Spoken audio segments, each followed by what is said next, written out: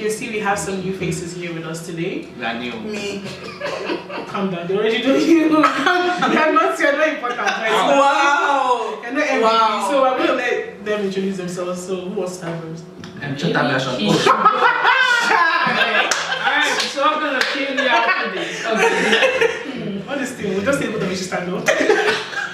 Well, I'm ready. I'm not sure. I'm not sure about it. So yeah, who wants to go first? You're gonna go first. What would you like to know about? Just introduce yourself. I think your name is fine. My name is Peter, and Okay. I found myself here today. My name is Mario. Matthew. Matthew. Okay. Anyways, guys, so nothing serious. So they don't know why they're here, so they're about to find out, and it's not serious. It's not serious like that. Are you people scared? Calm down, relax. We're just going to have a conversation and Just chill. just knowing these two for the short period of time that they can talk. So I just feel like they are right for the video. So we have like 2 questions that we feel are, what's the word we're looking for here? So English is not my first language. You understand? It's true. What she said. Yes. So, and we're gonna be hearing their own opinion. I'm sure you guys are tired of hearing me and Tobi talk all the time. So we're going to be quiet. Our job here is to observe and listen and learn. So our first question, right? Drum roll. That's a drum roll. What you used to do is roll. There's no drum. No rolling, no drumming. Anyway, so the first question is: should you use your talent in church as a career? Like You want me to explain further? my singing talent, I said it. Oh. I'm advertised myself today. Do you guys understand the question? Do you? I think I do. Like as a career, like making money, Basically in church. Making money off of your talent in yeah. church. Is it okay? Is it okay? Is it okay to? No. Why? Yeah, basically. You want to know your Alright, okay, so basically, is it okay to make money from your skills or your talent in church? So there are 2 basic things that we need to define very quickly: church and your talent, or talent to make money, so to speak. So first of all, what is church? So church is like a gathering of people who are believers or unbelievers who want to be believers and all. And one thing that common denominator for church is that the church is meant to accommodate everyone. In other words, there should be no status in the church. So because of that, that means both to the rich and to the poor, the church is known for free things, and that's what Jesus said, say, freely have you received, freely shall you give. So the ministry should be free in its nature. The moment you start putting price tags, so imagine you are going to church and they tell you before you enter you have to pay what do you call it now? Gate fee to enter. You know, you have already shut the door against the poor in the society who does not have exactly. So in other words, the purpose of that gathering has been defeated from what God really designed it to be. Okay. So if you now extrapolate it to using your talent in church. Are you about to Google it?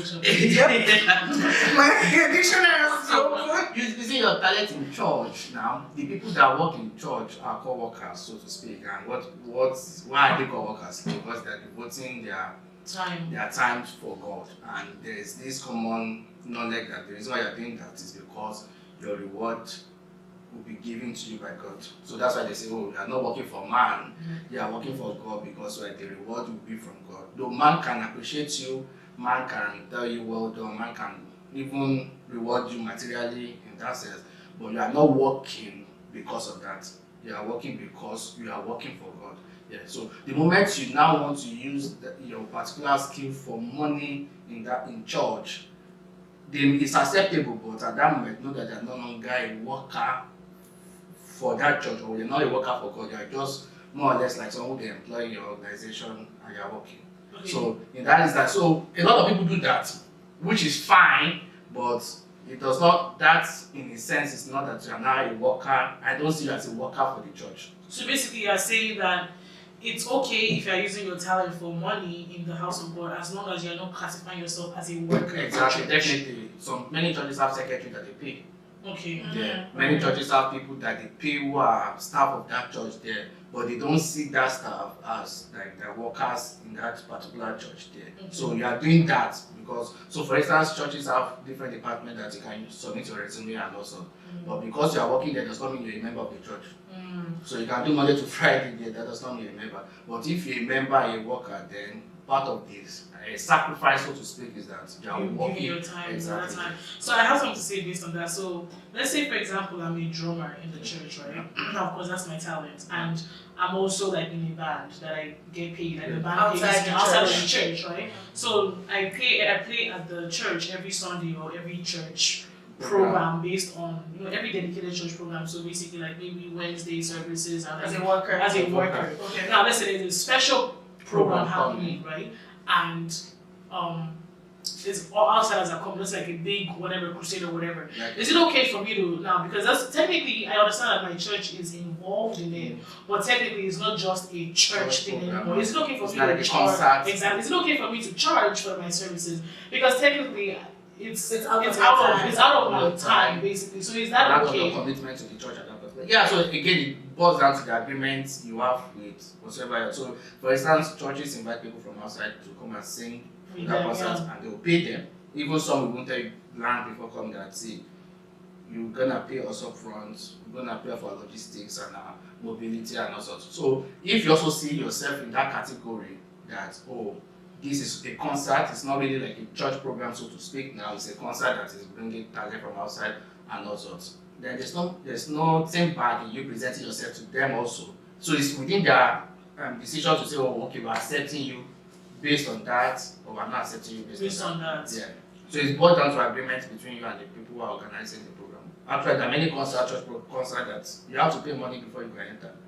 So if they can collect money for people to enter for that concert, the church people who pay, they're also coming to do their stuff there. Yeah. Minister, just quiet.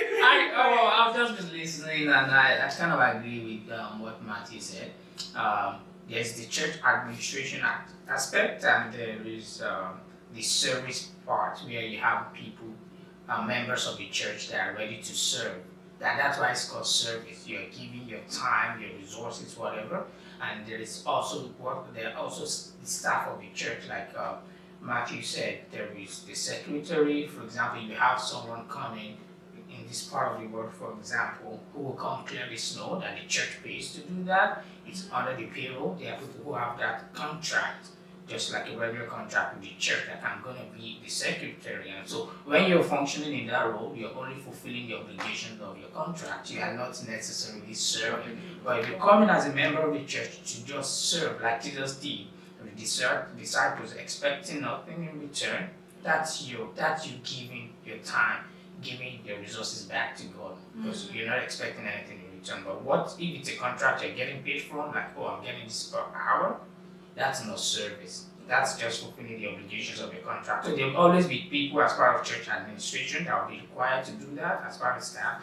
Some churches also actually employ drummers, for example, to actually come drum for them because they know that maybe they don't have people who are willing to serve in that capacity yet, or they are not that good yet. So they might just employ a professional for a period of time to train people in that area, and they are willing to do it at no cost. But the initial cost, they are willing to bear it because they want to be able to train people to actually learn it.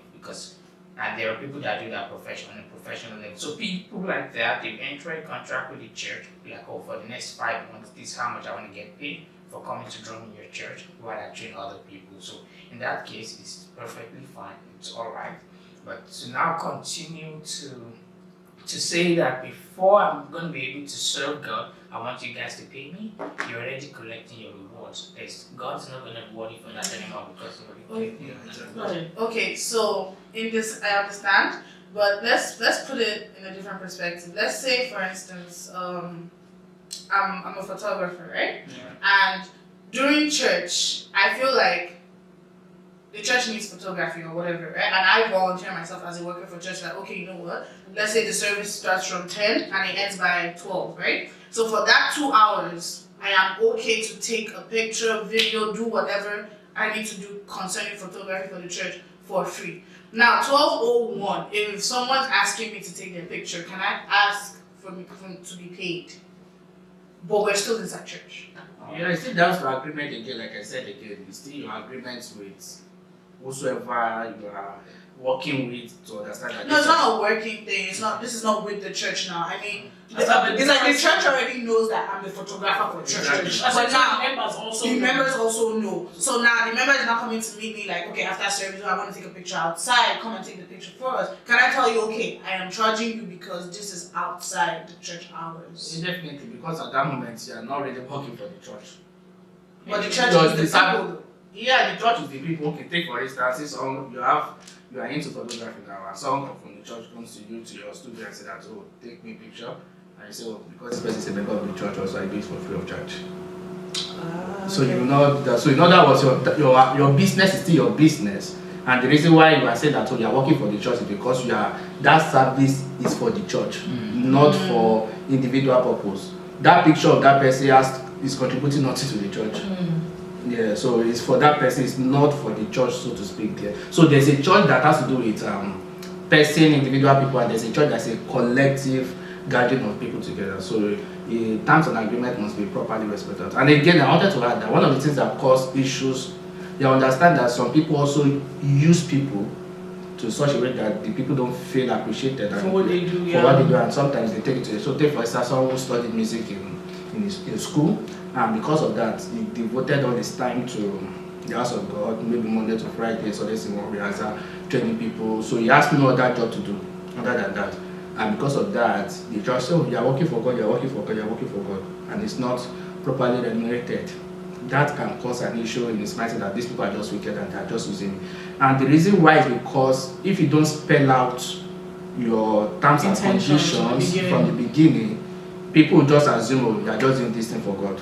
Of course. So that's why, for instance, Paul will say in the Bible that, see, I know that I should not be working, that you people are responsible for my upkeep and all that, but because I don't want to make a merchandise of the gospel, I will work with my own and I will pay my own bills by myself, so that nobody can claim that, oh, it's because of me, he or she is doing all these things there. So in other words, we have an example that everybody should work in the church of God. In other words, we have free. Nobody should really depend on the church for income, so to speak, because it's like a voluntary work that you are doing there. But when you now want to depend on the church, you have to let them know that this is what I want to do. Did the church have the capacity to meet it there?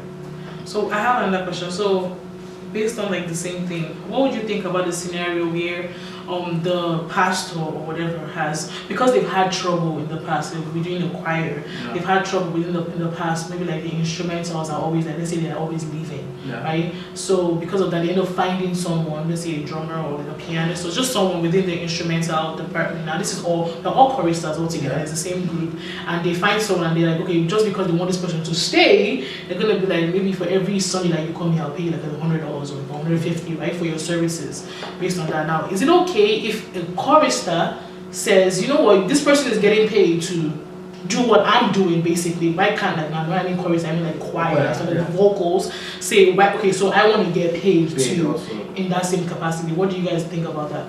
Yeah, I think that's wrong. No, but like, that's what I'm trying to say. Yeah, I understand. Like, so what is the difference? Like, what I don't know. So why shouldn't they be able to? Back to what Peter said again, like, service to God. So I think everybody who is working for God must have a mentality, why am I working for God? So in other words, I'm working for God, but not for even the pastor to say thank you, not for even the members to say thank you. I'm working for God because I see God as my father, and I'm a son or daughter. So as a responsible son or daughter, I am serving my father. Yeah. So with that ideology, there's none of us that will say, oh, your father sent you an errand, before you go, Daddy, give me $100. Okay, but then now if the father now gives the so exactly, so that's what I'm not going to. So the relationship of the other person with what the pastor is doing, shouldn't concern you. But again, I feel if the leader also know how it will, because it be a chain reaction within that department, it should be properly managed. That it should not be something that's exposed to the group. So if they are doing for that person as a way of honoring the person, then the honor should be in such a way that it must also come with wisdom, that is not also denigrating other people. If they cannot do it for all, They shouldn't do it at all. Yeah, and if they are doing it, it should be done in such a secret manner that it will not cause ripples within the department. Yeah. And otherwise, if it's gonna cause issues, I think it should be properly communicated ahead of time. Like, this is why this person is getting paid, and so when you see maybe he's talking about money, it's because we understand that he needs some support right now. Maybe the other people, they've got jobs they are doing, he doesn't have anything, so they don't want him to, because as believers, like the early churches would do, Bible will say they would come together and then there was no one lacking amidst them, because that's one of the reasons why we are believers, we're able to help one another. So if that's a way they can actually help this person go through that phase at the time, actually the other people should be happy that the church is able to do that. They are able to help this fellow believer up and not become contentious and begin to compete like, why can't I get the same thing, especially if you're doing better than this other person. Let me start an example. In the Bible, you know, they had widows in the Bible. So normally, because if someone says she's a widow, your natural inclination is to help that person. So Paul had to tell them that, see, even the help to widows, make sure that that widow does not have the ability to work again. Before you say you are extended, we are not using the help of the church to condone laziness. So you get there. So that a widow is not now an excuse that, oh, you got into an arrival point that you don't work. So make sure that widow, before you even extend welfare to her, make sure that she does not have the ability to work again. Then we can know that we can extend up, because there are several people, they are not widows, but they don't have the ability to work, maybe due to age and all sorts. You can't compare a widow of 70 years and a widow of 35 years together. So in other words, the Bible is full of work ethics, that people must work for them to make their income. Even the Bible says that God will bless the work of your hands. So the work, so it's in cases whereby it's not possible, or the way everything is now currently, that people are losing jobs. Okay, yes, we're helping one another, but the idea is that nobody should really depend on the church. The church is not really set up to become an income for people, but just to help people in terms of welfare and all sorts. I said the question now. Okay, so you know how like in the Bible, right? Jesus got really angry when like they were doing like selling in the church now. So let's say let's say I am a businesswoman, that I sell things, right? Is it a sin for me to get my customers from church? Advertise my business in church. Okay. Let's say for example, I'm new into the States, or like new into the town. I just moved there, and this is my first time going to the church or whatever. And or even say that my business just started. Okay. Is it a sin for me to pretty much advertise my business inside the church? So advertisement in the sense of what, like during the church service? No, I think okay, no, in the sense of like you want people. Yeah, meeting people after the service. Someone's out there, oh, by the way, I tell this, so not it's like Manta shop, Manta, but stuff like that. So is that a sin? No. Back to the Bible that you quoted. The reason why just used came to flock there was because number one, there was a misplaced priority. Just himself said, my house should be the house of prayer, but you people have turned into a den of thieves where people sell and buy. So instead of them praying, they were doing buying and selling. Now, and that's what we see today in many places, whereby instead of people focusing on the reason why the church is being met, there's a lot of merchandising from even the altar. So what Josca was really about was the doctrine that has to do with that, oh, before God can bless you, you have to do this, you have to pay this a certain amount of money. Like people come and sell their books. So something like that. Oh, before God will prosper, you have to buy this oil for $100. Oh, for Psalm 91 blessing, you have to do this $91. So that's actually what Josca that you are buying and selling, take you can buy. Meanwhile, it's giving freely. Yeah. So now church again is association, is community. Yeah. But we also know that the reason why I'm going to church is not because I'm looking for buyer. Right. I'm going to church because I want to meet God. But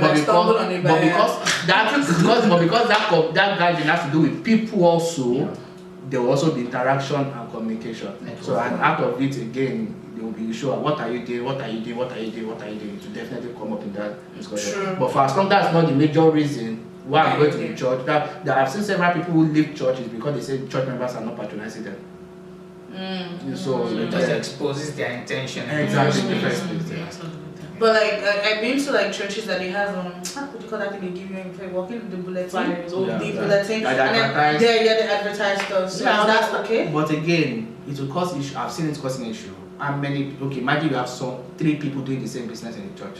So how are you going to satisfy the 3 people? You put all their business together now. No. It's not left for the person that. Like imagine you have a church that, there are thousands doing business. How many people do you want to satisfy? All of them want you to think their business is the best. So how do you How do you balance it across? And again, for the church putting that the church is already incurring a risk that we are endorsing this business. Yeah.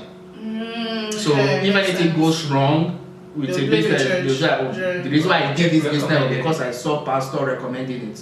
I think for me, like my opinion on that actually is I feel like churches should not even do that in the first place. Exactly. Because in the churches that I have been to, I have noticed, and I don't know if it's intentional, but I have noticed that usually the businesses that they seem to endorse is because they are getting something from that family or from that business owner. Because I know that some of the churches that I have been to, nobody should let me not hear word. It's like maybe the person is a big donor, like gives a lot of money like to that church, right? And so, or like even their tithe, they feel obligated. Exactly. So they feel that kind of obligation that okay, support. let's just support that business. So I feel like that discrimination in the sense is not something that. It's not something that people just observe. I don't feel like the human mind is just that wicked. It's something that they must have seen, right? Or like heard that has caused that kind of thoughts to be transparent. Like, to go Disclaimer, guys, we're all from African churches. So that's why I'm thinking like this. But the major thing, like I agree with you that because there's no way you can manage it in the long run. Yeah, you really can. Don't just start it. Leave it to the people communication. Leave it to people's interaction with themselves. Let them do their due diligence. Let them do it other because the fact is that if I want to say okay, somebody owns a school, a church member owns a school, and I feel because this person is a church member, my children should go there. That means if the basis of me sending my children there because that person is a church member, I'm unfair to my children. Because I'm not judging by the quality of that school and by what they need there. Many of us go to hospitals who the doctors are not Christians. We don't leave because they say they're not Christians. Because that's not why I'm there. I'm here for you to treat my body, I'm not there. So we must be able to define our relationship, business needs at every point in time. Right. Yeah, I'm good. I'm still good. I'm good. Okay. Oh, good. Oh, good. So we're going to topic because I have one more. Okay. So 50% gone, almost there. we need a break. Alright, so this question is: the church feels unfriendly to those who doubt. Agree or disagree? Doubt what? Like the Christian faith? So I will read further. So young adults with Christian experience say the church is not a place that allows them to express their doubts. That's enough. That's all you can say. That young adult partake was okay. That has Something about it. I get where you're coming from. Do you guys understand that? So it's basically like the church is being judgmental. Okay. Not judgmental, that they want everyone to be perfect. Basically. And then I was telling Tobi the other day that most times I notice that when the church, like they're talking about certain topics that relate to young adults, right? In the sense, it feels more like instead of teaching it, it's like they're do this. If you don't do this, you're falling away. Yeah, it's like they're pointing fingers, and it's like, how do you? Oh yeah. This starts in the building. Starts to how much matter. Again, let me actually start again. Back to church again. Sometimes people forget that church is like, somebody says something. Say heaven is not a place of perfect people. Heaven is a place of forgiving people. So in other words, the reason why anyone will go to heaven is not because he or she was perfect, but because he was forgiven. Write it down. You need to jot down. So, guys, get your books out and take notes. So if because the truth of the matter is that if Jesus is expecting everybody to be perfect, then there will be nothing called forgiveness of sin. That's the reason why there's forgiveness of sin is because he knows that you will fall one way or the other. Yeah. So he already made the provision for that. So he was not reacting. He has already proacted even before he fell into it. Done. Start deal. So in other words, the church is meant for sinners.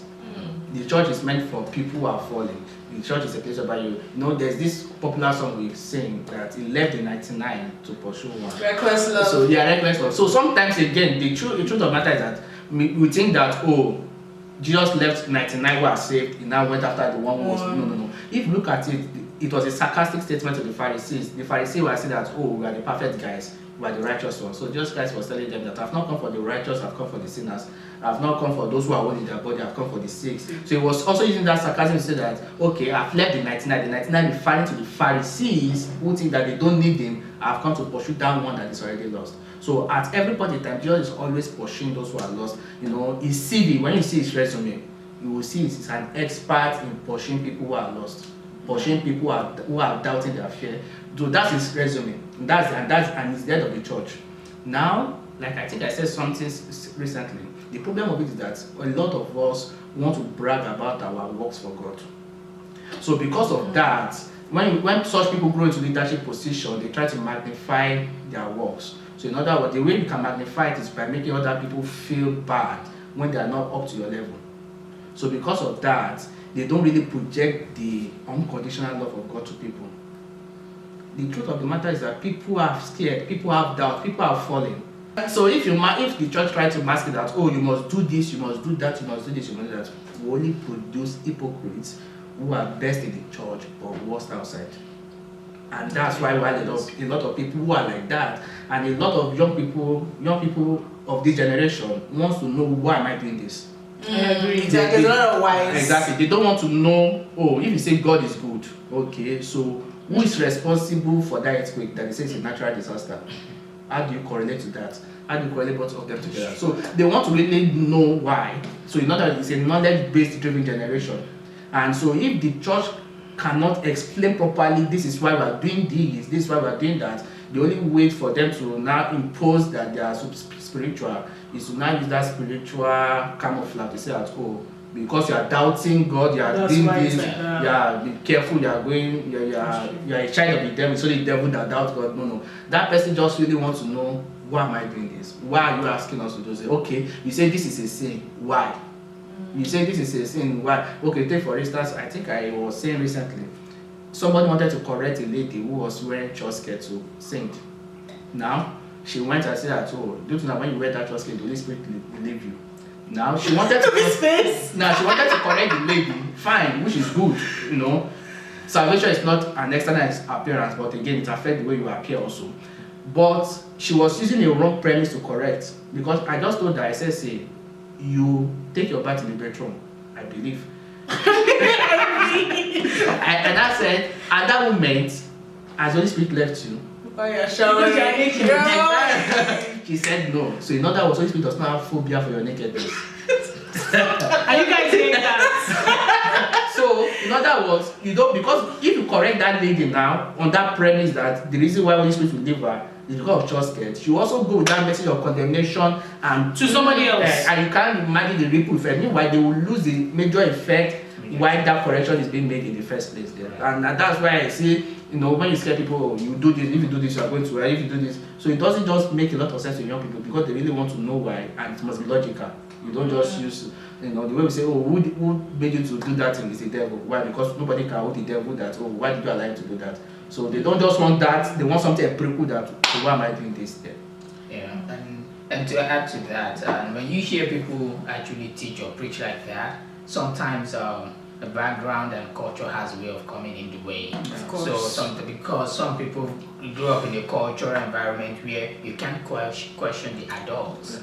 They're always right. Compared to maybe someone who grew up in an environment, maybe in the Western world, where you can always ask questions and get answers. The way they sometimes you realize that the way they will communicate the gospel or through when you want to correct people, the way they will go about it is going to be different because somehow that culture has been able to influence how they say things. So when you hear a lot of people trying to load their opinions on other people, it's because sometimes their culture, their background, it's the one coming in influencing, and that's what one of the things Jesus and Paul will always preach about. Like when people have come into when you believe the gospel, there are some things that need to leave. You begin to now learn the love of God and how your culture is secondary. Like when it comes to understanding, you have to love the way God loved. Like those the Samaritan women, the culture within at that time was like, oh, to condemn her, but we caught her in the middle of adultery. And it's so interesting that they caught that woman in adultery. You think that she was only committing adultery with herself. I know, the man, nobody talks about there was the a man, and also they caught her in the very act. So basically, so they brought her in that very act to Jesus. And they are like, and sometimes again, why? So what's the man doing? Exactly. Really, Because that's they already have the culture of this is it patriarchy or what we already have it there that they see the man as no matter what he does, It was okay. It was Okay. okay. Yeah. So they brought that culture to Jesus again and everything. And some people have grown with that mindset that the man is always absorbed of any responsibility the woman whatsoever. that's The at woman fault. at fault at every point. Yeah. I think for me, one thing I noticed, like even growing up, was I was telling Sandra, I'm like, I don't. I If you don't. can give me a second, guys, I will be right back. Yeah, go ahead, Go it's check something. Ready? Someone's been eating something. What? What? I don't know, I've been there for hours. Anyway, so what I was gonna say is, I think one thing that for me when I was growing up is that I still don't even know like how I became Christian. Like it just like, what's the word I'm looking for? It was kind of like forced into me, right? Because like, my parents are both, my mom's a pastor and everything, so I did not really have a choice growing up. It was just like, okay, well, on Sundays, you know, you're wearing your best clothes while going to church. You know, like when That's true. like, you know, like so even now recently, like I know one time our pastor was preaching and then he was like saying that why do you come to church on Sundays? And my mother said because that's where you have to go. Sundays. Like it's become a routine. Like there's not really an answer as to like why you're doing a lot of things that you do because why that choice of Christianity wasn't really your choice to make. It was more enforced into you. And that's why I believe that a lot of young adults today now, I might be wrong, but I just believe a lot of young adults that are around me today are also in the same kind of boat that I am in. If they adopt the religion that their parents already have. So a lot of the times I was telling Sarah, I'm just like when I was in school and I had the option of not going to church, it was not a thought. I don't think of going to church on Sundays, right? Because I know that now it was like, it was free. Exactly. It's like okay, Sundays, yeah, nobody's making me go and laugh and let's go to church. It's not happening. I'm already free. I'm like, okay. So it's those type of things. Like I feel like now Christianity is no longer I don't know what the word I'm looking for. It's no longer a religion, but it's a set of rules, habits that you have to just continue to portray. And that's why I feel like a lot of the time there's doubt in the minds of young adults because it's like I feel like your habits you don't question them anymore. It's just like okay, why do you do this? I do that. It's just like I grew up with it, right? So they don't really know why they are supposed to keep serving God. You don't know why you're supposed to do this versus do that, right? Yeah. So there's a lot of the questions of why actually. Because now if I'm going to be dedicating, because Christianity is not easy, like being a Christian is not easy. But if I'm going to be dedicating all this time, all those things that the word has said that is good to do and I'm not supposed to be doing them. So I want to know why. Like what exactly is in it for me? Is it because of my parents? Like my mom is always waking up midnight to pray, right? And one that was just like, see, and at this point now, I'm just like, she's like, oh, you see, it was easy, you're not complaining. I'm like, I'm not complaining because I complained yesterday, there's no point, right? There's no change. I feel like I know it's good to pray and all of that, right? But then if you're telling me to be praying because we are all doing a church prayer, what's the point? Exactly. Because I feel like if your heart is not in the prayer, God is not going to answer you anyways. So what's the point of just telling me to come and wake up and pray? Why don't you tell me? Exactly. Why don't you just tell me that the reason why you should pray is because you want to talk to God, right? You want to keep constant relationship with God. So that's why it's good to do that. Not because I told you so, or because there's too many dangers in the world. Demons funny enough, one night my mom said something. She woke me up on prayer and she was like, "Don't you know that life is bad? There's too many people. Like this world is not a good world." I'm like, okay, but why are non-Christians progressing? Because they don't have to pray as much as I pray, and their life is good. So in fact, I'm like, let me even do what they are doing. Let me just not even pray. Maybe my life, because honestly speaking, because the Bible says, you will go through trials and tribulations that will be there for you, right? It's because I'm a Christian I'm going through trials and tribulations. If I am not a Christian, I'm not going through trials and tribulations. But then nobody really tells me those type of things. So it's just more of you like figure it out as you go. That's if you even want to figure it out. That's the thing. You have to be able to want to figure it out for you to. Some people get stay frustrated and just and they fear about it that some people in the process of figuring it out, they figure it out in the wrong direction. Exactly. Or they meet the wrong company and become exactly. That's true. Because even even the thing about how somebody was saying how like when you go to church, youths generally, especially like choir again, I don't know why. They're just a thing. But it's like you see once they perform their duty of praise and worship, they're done. They're like you just see if they have the opportunity to just leave the service, that's it, they're done. So they're only there as at that moment because they have a responsibility and they probably enjoy doing it because most of like choir people, like they either enjoy singing or just playing the instrument. So it's like, what else am I doing here? Nothing. They don't really see the essence of the preaching, the prayer. It's just we're here for the music and we're done. And I can't blame them to come from that, because I talked to Sandra a lot about this. I'm just like, I don't want to spend my time in a service where I feel like this topic is not doing me any good. Right? I'm not blessed to be, because it's just, honestly speaking, I feel like it's a waste of my time, because I could be doing something else. Like I would prefer like days where the service, the praise and worship goes on forever, and then there's no time because you want to. Like those Sundays are my best Sundays, because I feel like I know what the pastor is going to preach about, and I have been to a church where, honestly speaking, I know that the pastor's preaching on Sunday is going to be based on what has happened during the week. Right? So in that kind of church, how do you expect somebody to grow in faith? I feel like what's the word I'm thinking about? It should not be reactive. Exactly, it should not be reactive. It should be just some. I don't think a lot of churches nowadays, that services are based on what the Holy Spirit is teaching them. I just feel like it's mostly as per a preaching of not just condemnation, but a preaching of warning, in terms of where I've seen this happen during the week and I'm getting my topic from what has happened during the week, right? Of course, there's some things that you just have to talk about and preach about, right? For example, this coronavirus period, people needed reassurance that everything's going to be okay. So I understand where you're coming from in that sense. But if you're not preaching in a service where the general public is not going to be able to, now your general public might not be youth, right? It might be younger, it might be people that are older. But I still feel like with that, you're going to leave the world and go, right? I don't want to think about it, but this older generation are going to go. At the end of the day, the world is in our hands in terms of we have more time to spend in this earth, right? So it means we have, when you think about work, if you think about a company, the younger people, you want to train them more, because they're going to spend there for a longer amount of times, right? So if you're going to be doing the mission and call that God has given us, I feel like they should be putting more effort into the younger people. But a lot of times nowadays, in this time that we're in, a lot of the churches are preaching based on just not, like preaching topics that is already for Christians. Yes. Okay. So basically, they're preaching topics that they're are not already giving room for people who are just growing up. Exactly. It's not as per, okay, now you are in faith. It's things that you should go. I don't think they understand the fact that even people that are already in that faith can also stumble out of the faith, right? There's no accommodation for that anymore.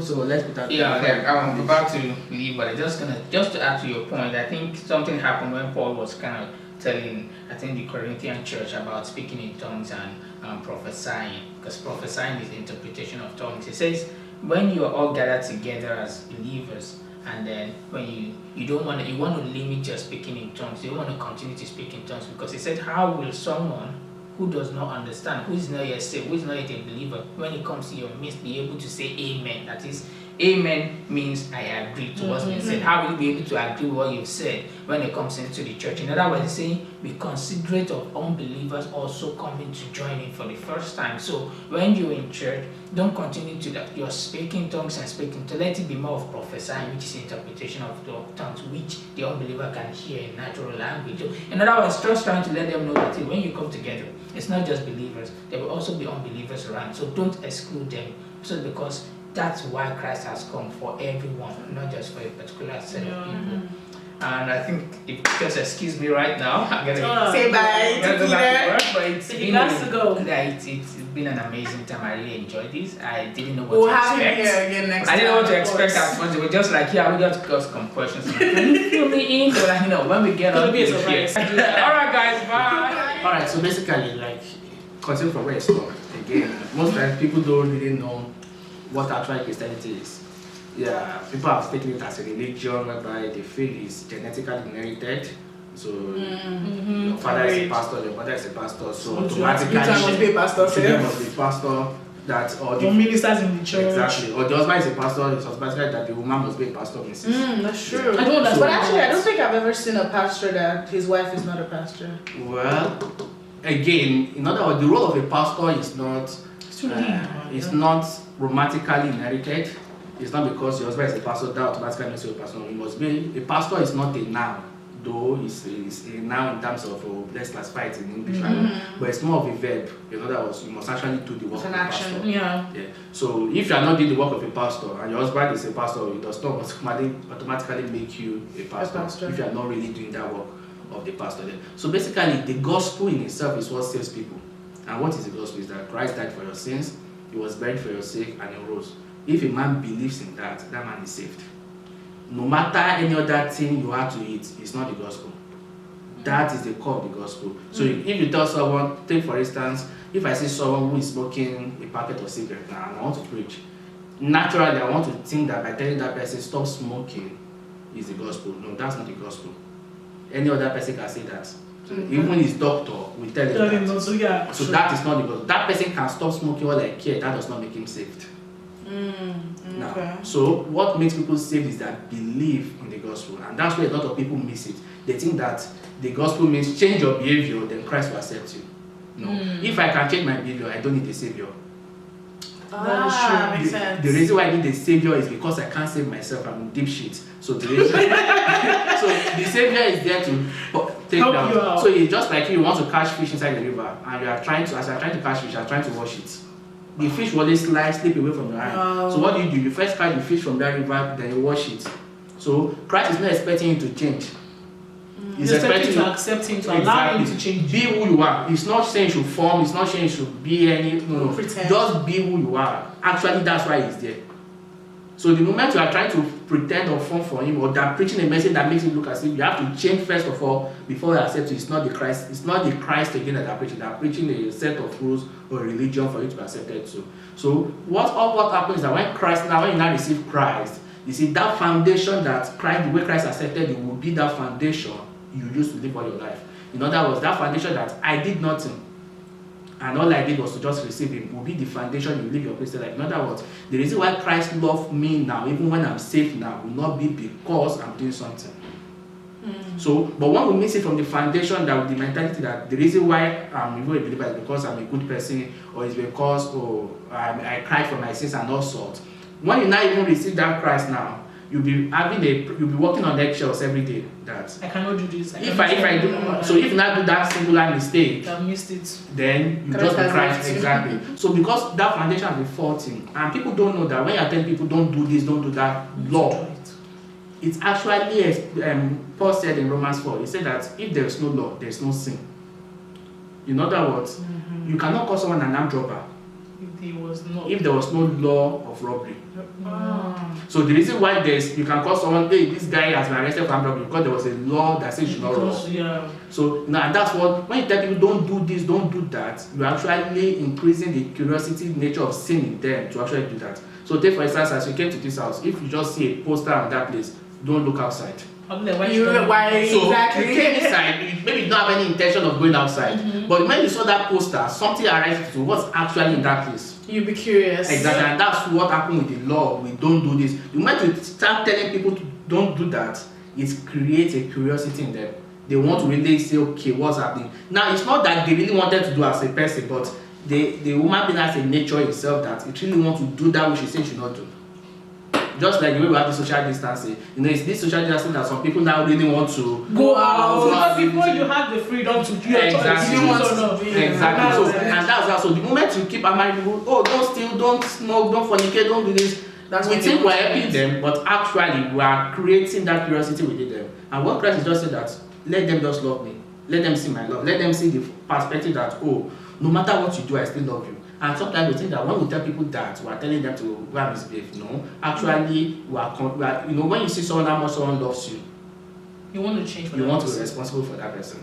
So imagine your parent telling you before you go to school, no matter your position in class, I still love you. It doesn't change anything about you. Now, you now want to do well, not because you want to accept not because you want to gain his acceptance, but because you say, if this man can do this so much for me, what's the little that I cannot do to repay him like that? And once you have that, it removes fear from your heart. I'm not trying to be good in my academics because I want my father to be proud of me or even to love me. I know he already done that. I want to do that because I just want to use that as a little bit to show back my love. Yeah. So God's love is not a reciprocal kind of love that because I did it, that's why I love him. No. It's because even before when you were sinners, he loves you the same. And the another part of this is that religious folks don't want to hear that. They don't. Why? Because once you say that, it crushes their ego. They brag in the fact that, oh, it's because I pray 7 days a week, that's why I had this blessing. It's because I fasted 7 days a week, that's why I had this blessing. So the moment you not tell them that, no, God blessed you because he just loved you and you did nothing about it, there's nothing to brag about again. So they don't like that. They don't want that at all to happen. So they protect their works mentality, and it's because stating to the younger generation that what you are bragging about is what unbelievers in my office have. Exactly. So, that's where it doesn't just make sense with them because they painted a God that only loves the believer, that does not love the unbeliever. And I see that, but I see the unbeliever making money. I see the unbeliever. So they don't just, if God really wants a man to repent, what he will do is actually to bless him more. And that's what God will do Peter. Jesus got to Peter, and Peter he fished all night, he caught nothing. And Jesus got there, just okay, cast your net on this side. And he caught a man. That's so true, and that's how he got it. And Peter now said, he said, depart from me, I'm a sinful man. Jesus Christ said, no, you be a fisher of men. So the way he got it was by blessing him. And that's how Jesus works. When he really wants to get someone, that's when he puts his blessing on the people. But the religious people can't accept that fact because we want to protect, it's like we want to make it like a cause that, it is only us that are eligible for God's blessing. That's why you hear sermons like 10 things or 10 steps to be qualified for God's blessing. There's only one qualification for God's blessing is that you should be a human being. Oh wow! Because the moment you're a human being, his love is automatically on you.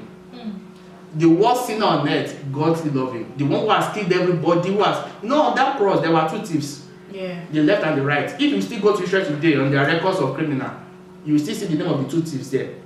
Meanwhile, on that cross, Jesus did not look at them as thieves. What judged and what justified both of them was what they said. The one on the left said that, you are responsible, you are entitled for what is happening to you. The other one said that we deserve it, but you don't deserve it. Remember me in your paradise. Though people saw 2 thieves, but nobody could hear the conversation. But only just Christ told that one that, you'll be with me in paradise. He did nothing, he did not beg for forgiveness, he did not even confess his sin. He only accepted the fact that, he is the just, we are the sinners, and that was all. And that's how simple. People only try to make it complicated that as if Jesus has one qualification. Acceptance is all you need, bro. And I've seen it happen on the that people don't know how powerful it is. That once you accept it, it's like a transformation that happens. Now, the problem is that people want it to be instant. So what I tell people is that the moment you receive Jesus Christ, did your eye change? No. Did your complexion change? No. In other words, salvation has nothing to do with the external appearance. Physical appearance. What has happened internally. So you don't expect someone who has had an habit for 15, 20, 25 years that in an instant that habit stops. No. It will also create growth. It's a growth. As you grow out of it. But people are not patient with people with growth. People try to label people by that growth and say, maybe they say a fall. They will not call it, this person is not serious with God. Remember during this period, what's his name now? This guy that started singing gospel songs as of late. This musician. Kanye West. When he started singing, you see a lot of believers say, no, it's fake, no, it's this, no, it's that. Why? Because they could not just wrap their head around that this guy who we've seen that it's not of us, it's not of us, all of a sudden you mean it's also qualified to be in heaven and also. Some folks are really angry that some people are saved. because it's depriving them of their anger that so this guy will not be there. So that some people really want some people to go to well, so they don't have the last laugh on net because maybe the guy is very rich. So don't worry, we came empty-handed, all of us going empty-handed. Don't worry, you go to hell, I'll go to heaven. So when they not say that kind of person gets saved, they're like, God, why do you have to save that person? So you enjoy your heaven.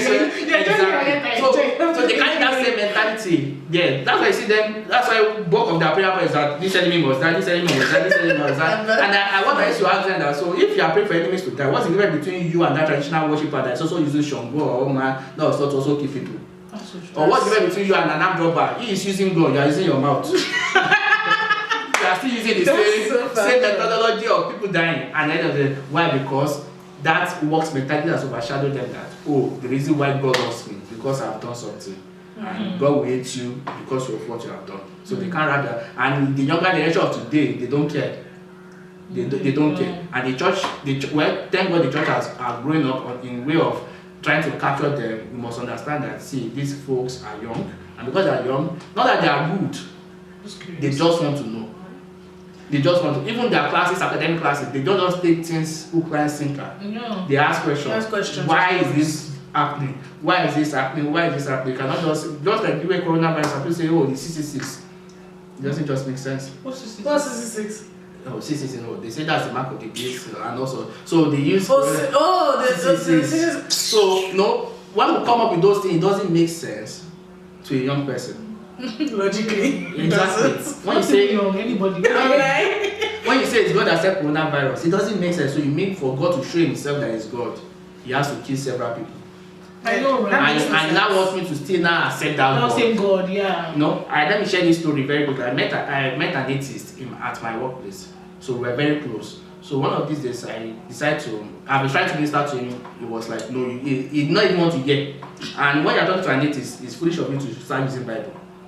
Because you can only use Bible for someone who believes in the Bible. Someone who does not believe in the Bible at all. So what's grand are you not trying to explain to him? So there was a day where I just took him to lunch, and so I just by gift of word of knowledge, so I just mentioned, oh, you heard this thing yesterday, 2 days ago, and 3 days. He was so dumbfounded and shocked. How do you know? I said, don't worry, that's true that there's God. So he just started crying. So he stayed was like that. He believed in God before, but he had a girlfriend. Now this girlfriend was very fervent in church. Now this girlfriend now had breast cancer, so she now died of it.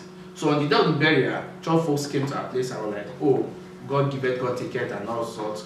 No. So the guy got annoyed that, you mean this lady that I say I want to copy, to love God, is the one God will now took from me. Take you. Not just take it away. You have to first put breast cancer on her before it took her away. So it was like, mean that I'm not serving God anything, no sickness. It's better for me. Just stay away. Stay away. I come and join you guys, and the next year So since that day now, so what has happened is that they want to console him, fine, but they were using another line to console. Yeah. And sometimes we say something that we don't know the ripple effect. Yeah. I'm sure those guys who said those things will not have known that they've created a monster atheist.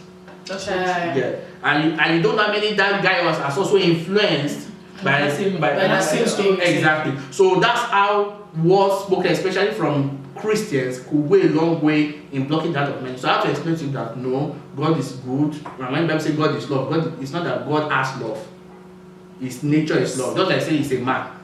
It's not that there could be a possibility that it could be well in this age. We can't tell.